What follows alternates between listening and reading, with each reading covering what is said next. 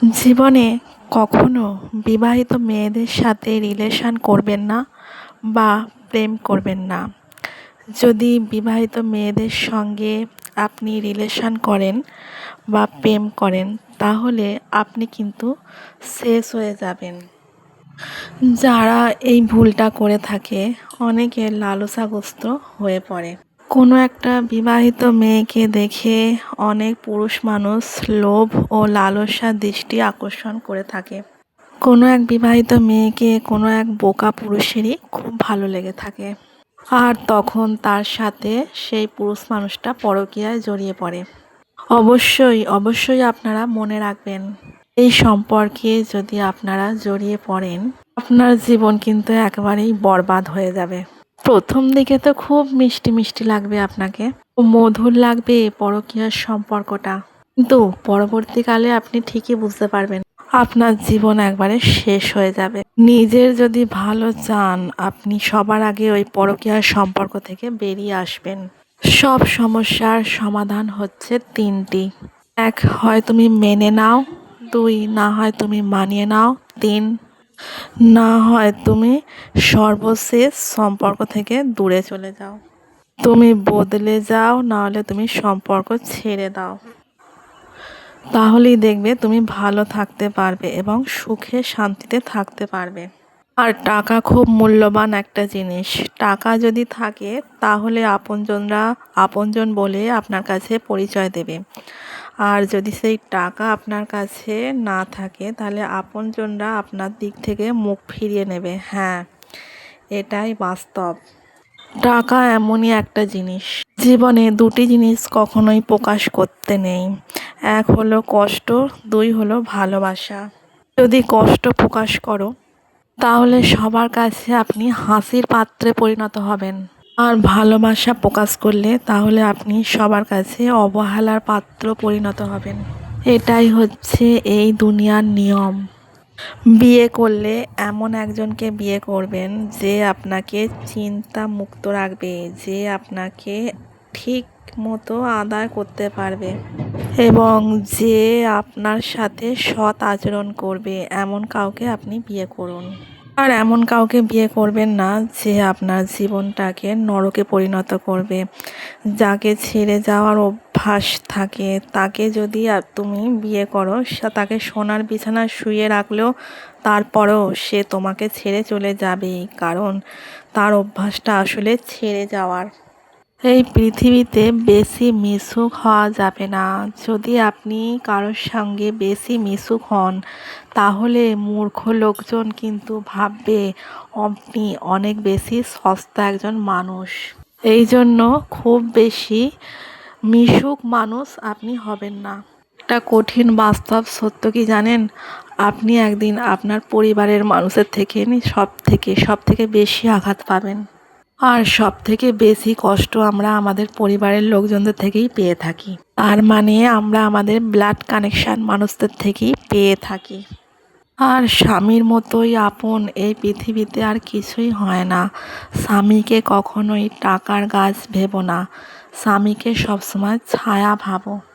তাহলে দেখবেন আপনাকে সঙ্গিনী করে রাখবে, আর অনেক আপন করে রাখবে, আর অনেক আপন করে ভাববে আপনাকে ওই ছাওয়ার নিচে।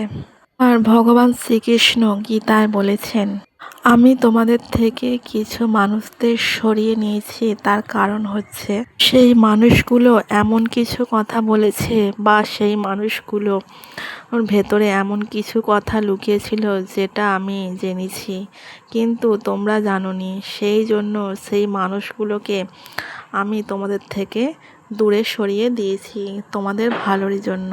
সব সময় আমাদের মনে রাখতে হবে, ভগবান যা করেন তা তিনি আমাদের ভালো কিছুই চান। হ্যাঁ, মানুষের কর্ম কিন্তু কথা বলে। আজকে যদি আপনি ভালো কিছু কাজ করেন, কাল আপনার জীবনে ভালো কিছু আসবেই ওই ভালো কর্মের দ্বারা। আর আপনি যদি কিছু খারাপ কাজ করেন, তাহলে পরবর্তীকালে আপনার জীবনে খারাপ কিছু আসবে। সময় মনে রাখবেন, মানুষের কর্ম কিন্তু কথা বলে। আপনি আপনার নিজের ইমোশনটাকে কন্ট্রোল করতে শিখুন, তাহলেই আপনি জীবন যুদ্ধে জয়ী হতে পারবেন। আর আপনি যদি আপনার নিজের ইমোশনটাকে কন্ট্রোল করতে না পারেন, জীবন যুদ্ধে তো আপনি হেরে যাবেই আর জয়ী হতে পারবেন না। ইমোশনটাকে কন্ট্রোল করতে না পারলে তাহলে আরও আপনি সমাজের কাছে এবং লোকের কাছে খারাপ হয়ে যাবেন। আমরা এক অসুস্থ পৃথিবীতে বাস করছি।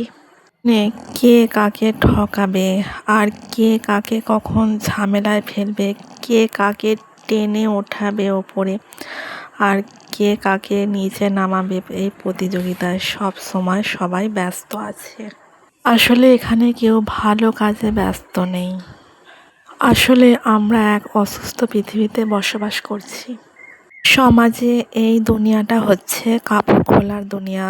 আর কোনো ছেলে যদি তোমার ওড়নাটা ঠিক করে দেয়, তবে এমন ছেলেকে তুমি কখনো হারিয়ে ফেলো না, কারণ এই দুনিয়াটা এমন কাপড় খোলার দুনিয়া, তাই সাবধানে থেকো।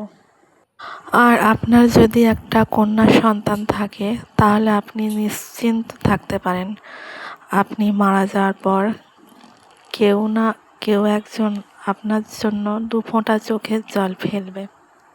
নিজের থেকে বেশি কাউকে ভালোবাসতে নেই, প্রয়োজনের থেকে বেশি কাউকে গুরুত্ব দিতে নেই, তাহলেই আপনার জীবন তারা তছনছ করে দিতে পারে একদিন।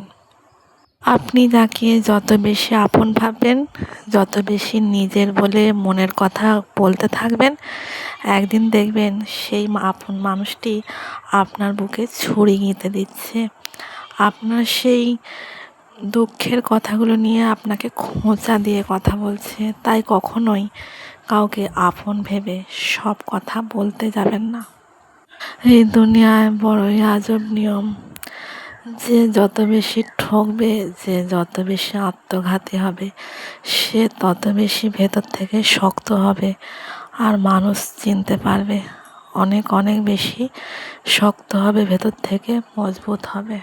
আর সব থেকে কঠিন সত্য হলো, মানুষ কখনোই একটা মানুষের ভালো দেখতে পারে না। কেউ ভালো খাচ্ছে, ভালো পড়ছে, ভালো কিছু করছে, কখনো কখনো কেউ তার ভালো দেখে সহ্য করতে পারবে না, তাকে হিংসা হবেই, তার ওপর অনেক রাগ ক্ষোভ অনেক কিছু জমা হবে তাকে দেখে। কখনো কোনো মানুষ কারো ভালোকে সহ্য করতে পারে না, কখনো না।